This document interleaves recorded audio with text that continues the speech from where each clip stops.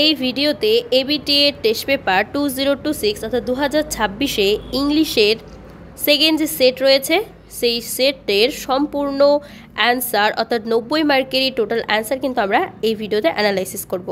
তাহলে page number কত 48 set 2। ওকে, total solution কিন্তু আমরা দেখে নেব এই ভিডিওতে। ওকে, ইংলিশ সেকেন্ড ল্যাঙ্গুয়েজ। ওকে, সেকশন এতে দেখো একটা সিন রয়েছে যেটা তোমাদের যে বিগ হাফ মুন একটা গল্প রয়েছে সেই গল্প থেকেই কিন্তু নেওয়া হয়েছে। চলো তাহলে পড়ছি। Okay, it is always lovely on the Big half Moon in summer. গ্রীষ্মকালে বিগ হাফ মুন সবসময় সুন্দর থাকে। When it is fine, the harbor is blue and calm with little wind and ripples.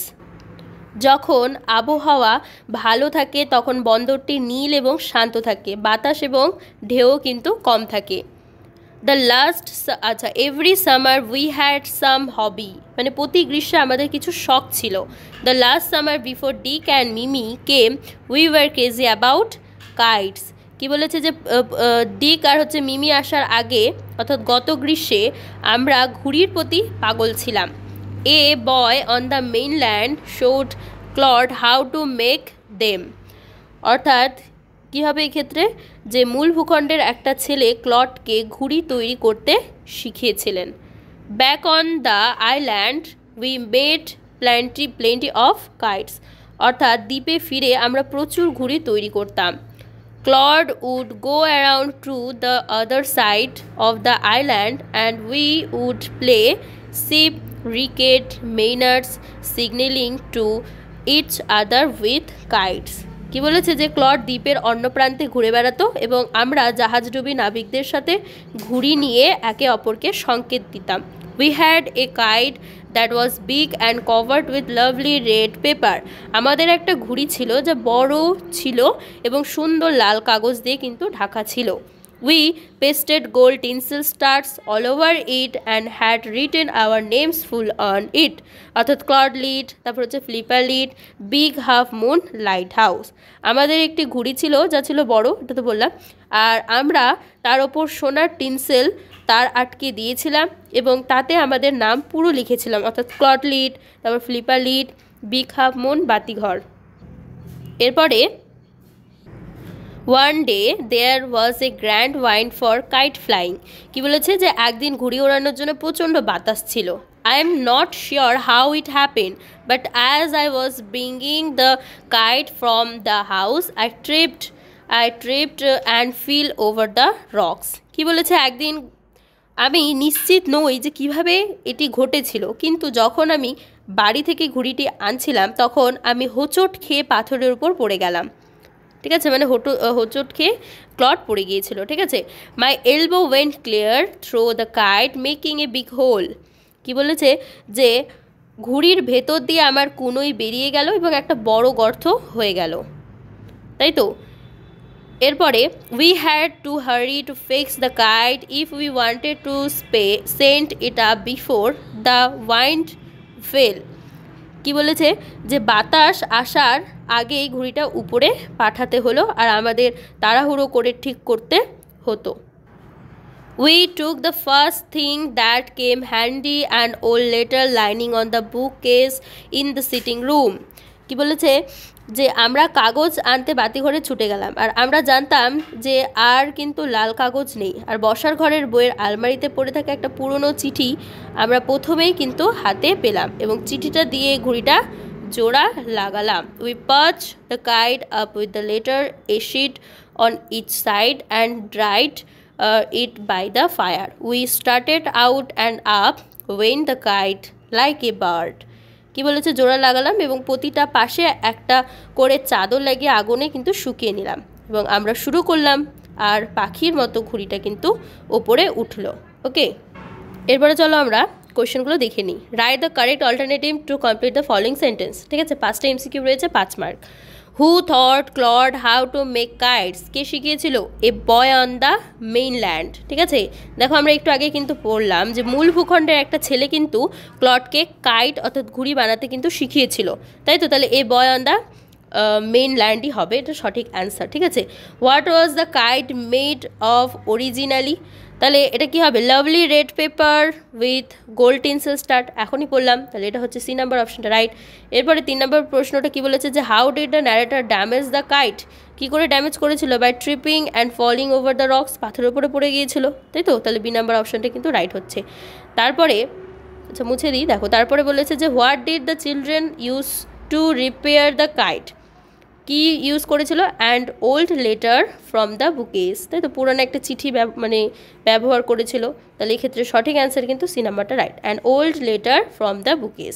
What did the children write on their kites, কী হবে এক্ষেত্রে? কী করেছিল? যে তাদের নাম এবং লাইট হাউসের নাম লিখেছিল, তাহলে এক্ষেত্রে দেখো সি নাম্বারটাই কিন্তু রাইট হচ্ছে, যে their names and the name of the lighthouse. Okay, খুবই সোজা।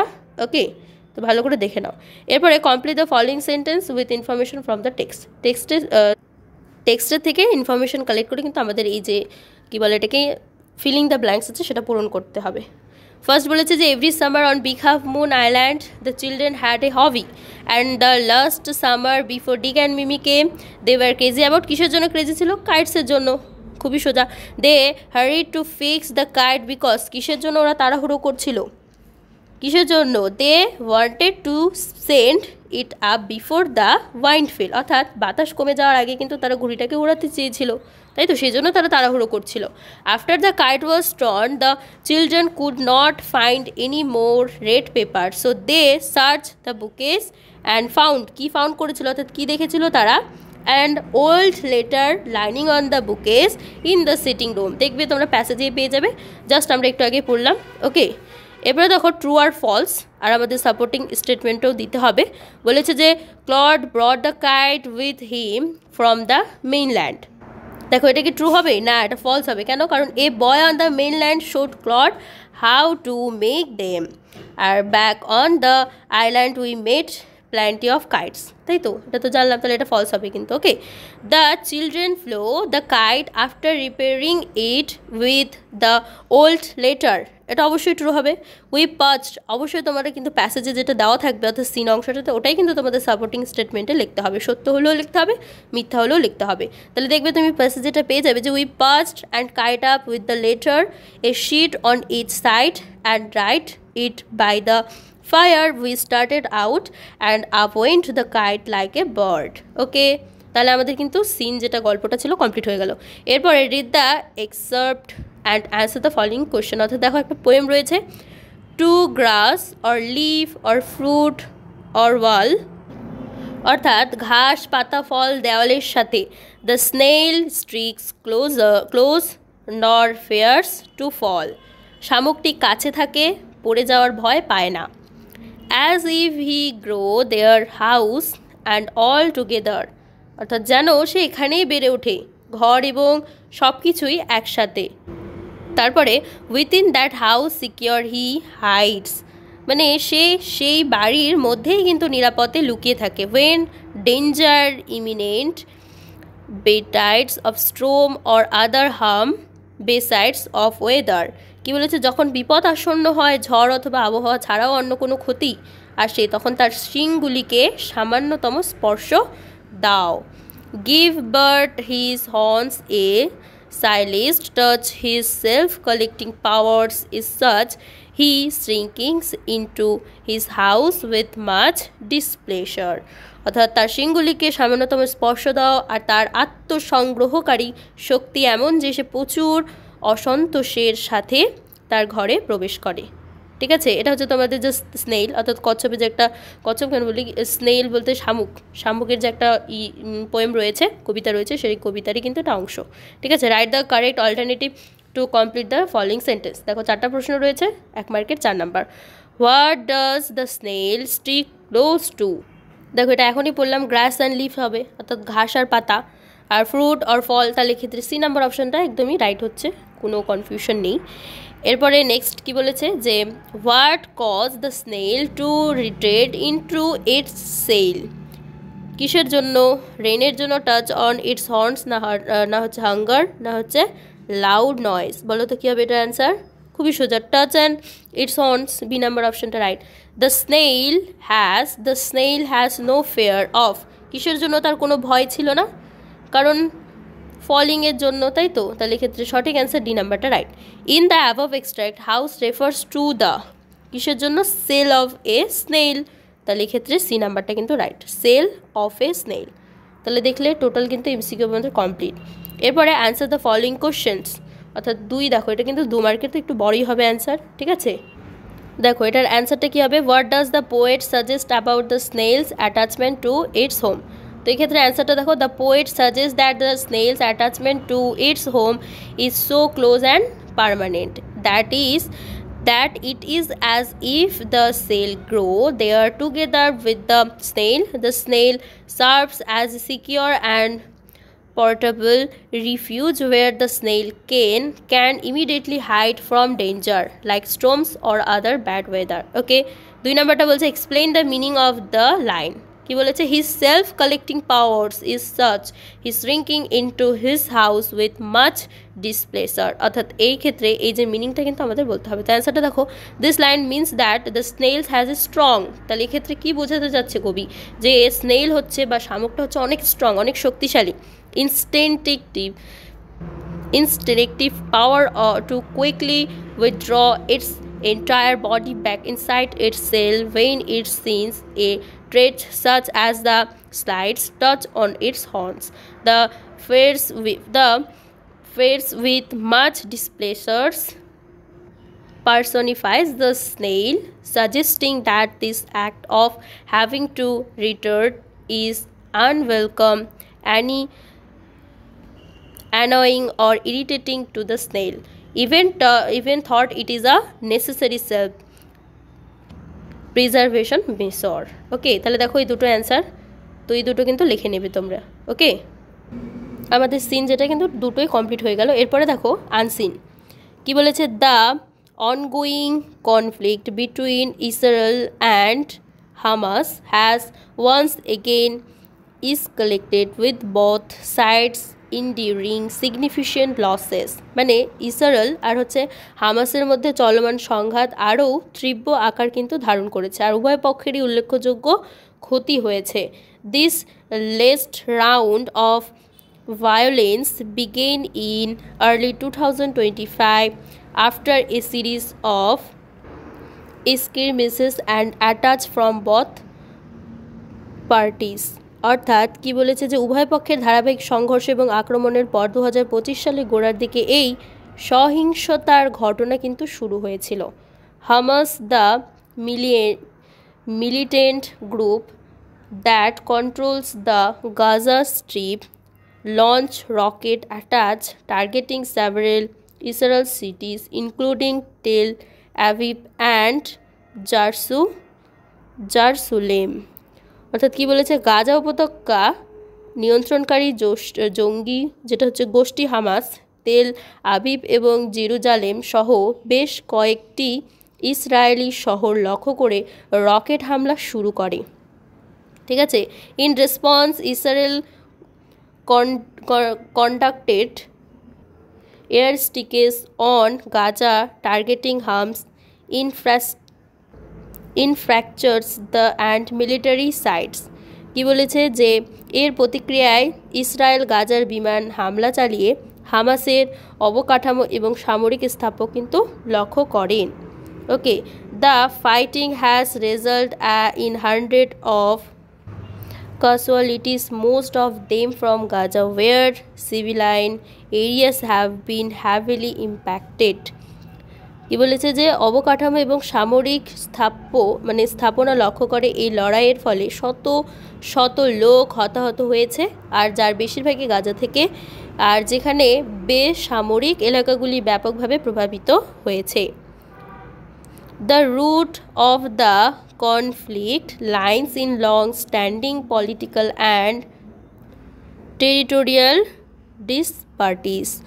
অর্থাৎ সংঘাতের মূলে রয়েছে দীর্ঘস্থায়ী রাজনৈতিক এবং আঞ্চলিক বিরোধ। The Gaza stripe, a small and densely polluted areas, has been under Hamas control since 2007.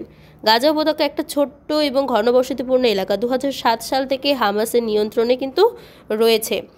Israel views Hamas as the terrorist organization has imposed a blockage on the region, citing security concerns and the trade of weapons being smuggled into Gaza.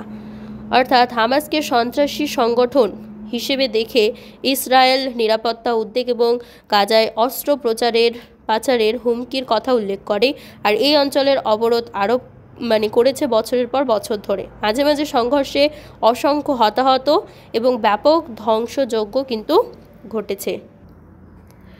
Over the years, intermediate classes have led to numerous qualities and widespread distraction. সংঘাতের মূলে রয়েছে দীর্ঘস্থায়ী রাজনৈতিক এবং এটা তো বললাম আন্তর্জাতিক প্রতিক্রিয়া হচ্ছে মিশ্র। কিছু দেশ ইসরায়েলের আত্মরক্ষার অধিকারের প্রতি সংহতি প্রকাশ করেছে, আবার কিছু দেশ যুদ্ধবিরতির আহ্বান কিন্তু জানিয়েছে। Over the years, intermediate caches have led numerous qualities and whispered distrustful. International reaction have been mixed. Some countries have expressed solidarity with Israel's rights to defend itself, while others have called for the ceasefire and urged both sides to engage in peace talks. The United Nations has called for an urgent resolution to the violence, fearing that the conflict could spread further, destabilizing the entire region. ঠিক আছে, যুদ্ধবিরতির আহ্বান জানিয়েছে এবং উভয় পক্ষকে কিন্তু শান্তি আলোচনা অংশগ্রহণের আহ্বান জানিয়েছে। জাতিসংঘ সহিংসতার জরুরি সমাধানের আহ্বান জানিয়েছে আর এই আশঙ্কায় যে সংঘাত আরও ছড়িয়ে পড়তে পারে এবং সমগ্র অঞ্চলকে অস্থিতিশীল করে তুলতে পারে। ঠিক আছে, বছরের পর বছর অর্থাৎ despite various attempts at peace negotiations over the years, a lasting resolution remains elusive. The conflict continues to draw attention from the global community, with many hoping for the path to peace that address the underlying issues, the traditional dispatches, security concerns and humanitarian rights. অর্থাৎ কি বলেছে যে বছরের পর বছর ধরে শান্তি আলোচনার বিভিন্ন প্রচেষ্টা সত্ত্বেও কিন্তু একটা স্থায়ী সমাধানের এখনও অধরা রয়ে গেছে, অর্থাৎ আর্ধেক বা সম্পূর্ণ এখনও হয়নি। এই সংঘাত বিশ্ব সম্প্রদায়ের দৃষ্টি আকর্ষণ করে চলেছে আর অনেকেই আশা করেছেন যে শান্তির পথ এমন একটা পথ পাবে যা আঞ্চলিক বিরোধ, নিরাপত্তা, উদ্বেগ এবং মানবিক অধিকারের অন্তর্নিহিত বিষয়গুলিকে কিন্তু মোকাবিলা করবে। এরপর আমরা অ্যান্সারগুলো দেখে নিই। বলেছে যে what trigger the last escalations in the Israel Hamas conflict. তাহলে এটার ক্ষেত্রে সঠিক অ্যান্সার কী হবে যে রকেট অ্যাটাকস ফ্রম হামাস। অর্থাৎ এ নাম্বার অপশানটা কিন্তু এই ক্ষেত্রে আমাদের রাইট হবে। ওকে, এরপরে হচ্ছে 2 number, how did Israel response to the rocket attacks from Hamas. তো এক্ষেত্রে এটা সঠিক অ্যান্সার হবে by conducting attracts to the Gaza. এটা অর্থাৎ বি নাম্বার অপশানটা কিন্তু রাইট। এরপরে next, which organisation controls the Gaza strip. অর্থাৎ কে কন্ট্রোল করছিল গাজা স্ট্রাইপকে, এটা হচ্ছে হামাস হবে, সি নাম্বার অপশানটা রাইট। এরপরে দেখো 4 number, what has the international community called for in response to the conflict. তো কে রেসপন্স ছিল, তো এটার ক্ষেত্রে হবে যে এ ইমিডিয়েট, 4 যেটা হবে সেটা হবে বি, অর্থাৎ এ ক্যাসিফায়ার অ্যান্ড প্লেস টক্স। ওকে, এরপরে what is one of the main reason for which lasting resolution two the conflict has been difficult to achieve. কিসের জন্য হয়েছিল এটা, এটার রিজনটা হবে যে ট্রেডিশনাল ডিসপ্যাচেস অ্যান্ড সিকিউরিটি কনসার্নেন্স, অর্থাৎ এক্ষেত্রে আমাদের এটা বি নাম্বার অপশানটা কিন্তু রাইট হচ্ছে, তাই তো। ওকে, বি নাম্বারটা রাইট করে দিই, দাঁড়াও, এই যে বি নাম্বার অপশানটা কিন্তু রাইট। এরপরে 6 নম্বর বলেছে যে what fair does the United Nations have regarding the ongoing conflict. তো এক্ষেত্রে সঠিক অ্যান্সার 6 নম্বরেরটা কী হবে বলো তো, যে বি নাম্বার অপশানটা যেটা রয়েছে, অর্থাৎ that it could destabilised the entire Middle East region. Okay, তাহলে এটাও বি নাম্বার অপশানটা আমাদের রাইট হচ্ছে। ওকে, এরপরে দেখো ট্রু ফলস রয়েছে, the Gaza tribes has been under Hamas control since 2007, একদম ভুল, এটা ফলস হবে, এটা 2007 ছিল। ওকে, তাহলে তোমরা কিন্তু সে প্যাসেজে গিয়ে দেখে নেবে, 2007ই হবে এটা। 2 নাম্বার কি বলেছে, the international community and unanimously supporting Israel in the conflict, support করেছিল, এটাও ফলস, সাপোর্ট তো করে নাই, তাহলে এটাও কিন্তু ফলস হবে, অর্থাৎ ভুল। The conflict has resulted in damage to both military and civilian areas in the Gaza, এটা কিন্তু ট্রু হবে, ঠিক আছে। এরপরে দেখো তোমাদের সি এর 2 মার্কের প্রশ্ন রয়েছে।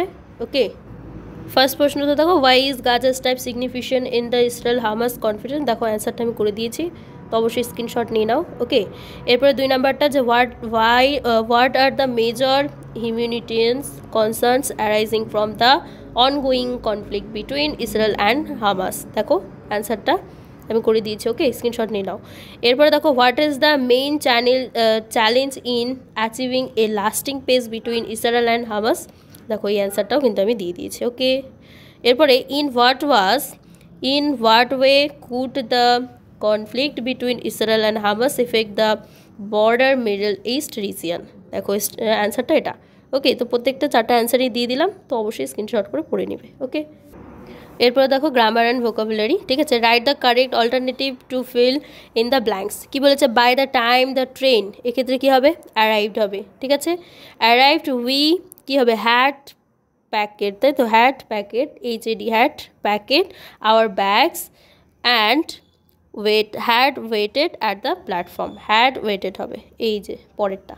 ওকে, এরপরে ডু অ্যাজ ডাইরেক্ট, অর্থাৎ feel in the blanks with the appropriate article and preposition, article preposition করতে হবে, খুবই সোজা। ওকে, দেখো উই স্টে অ্যাট এরপর কী হবে, at a hotel that is just a few steps away from the museum, এখানে হবে ফ্রম, ঠিক আছে। ওকে, খুব সোজা হয় আর্টিকেল প্রিপোজিশনগুলো, তাহলে প্রথমে এটা এ, তারপর এটা কিন্তু ফ্রম হবে। এরপর দেখো রিরাইট দ্য ফলোইং সেন্টেন্স, অর্থাৎ এক্ষেত্রে বলেছে they made him the captain of the team inspired of his inexperience, এটা হচ্ছে চেঞ্জ দ্য ভয়েস করতে বলেছে। এক্ষেত্রে অ্যান্সার হবে he was made the captain of the them inspired of his inexperience by them, ঠিক আছে। The teacher said the students had you receive the chapter thoroughly you would not have faced any difficult in the exam, change the mode of narration, এটা narration করতে হবে, দেখো এটা narration হবে, the teacher told the students that if they had received the chapter thoroughly they would not have faced any difficulty in the exam. আরেকবার বলছি, the teacher told the students that if they had received the chapter thoroughly they would not have faced any difficulty in the exam. ওকে, এরপরে কি বলেছে 3 number, I saw the train coming immediately I catch hold of the little boy, joined the sentence no sooner, তো এটার answer হবে no sooner did I see the train coming then I catch hold of the little boy, আরেকবার বলছি, no sooner did I see the train coming then I catch hold of the little boy. Okay, এরপর দেখো phrasal verb রয়েছে, I meet at old friends in the market, তো এটা হবে came across বা ran into লিখতে পারো, তাহলে এক্ষেত্রে কী হবে, কেম অ্যাক্রস হবে। প্রথমে 1 নাম্বারটা হবে কেম অ্যাক্রস, তাহলে প্রথমেটা কী হলো, কেম অ্যাক্রস হলো। 2 নাম্বারটা বলছে the match was postponed due to rain, এটা হবে পুট অফ, ঠিক আছে। 2 নাম্বারটা কী হবে, put off. She text care of her younger brother, 3 নাম্বারটি কী হবে, লুকস আফটার, ঠিক আছে, লুকস আফটার। তাহলে প্রথমেরটা কী হলো, প্রথমেরটা কাম অ্যাক্রস হলো, 2 নাম্বারটা হলো হচ্ছে পুট অফ, আর 3 নাম্বারটা হলো লুক আফটার। ওকে, এরপরে দেখো তোমাদের আনসিনে কিছু ওয়ার্ড মিনিং রয়েছে, মানে আনসিনটা দেখে তোমাদের এই যে ওয়ার্ড মিনিংগুলো এগুলোর কিন্তু বা এগুলার ওয়ার্ড ফ্রম প্যাসেজ থেকে কিন্তু লিখতে হবে। তো প্রথমেরটা হবে হচ্ছে স্ক্যালিটেড, ঠিক আছে, প্রথমেরটা কী হবে, স্ক্যালিটেড, দ্বারা আমি লিখে দিচ্ছি, প্রথমেরটা হবে ESCALATED, স্ক্যালিটেড, ঠিক আছে, এটা হচ্ছে 1 নাম্বারেরটা। 2 নাম্বারেরটা হবে হচ্ছে ইলুসিভ,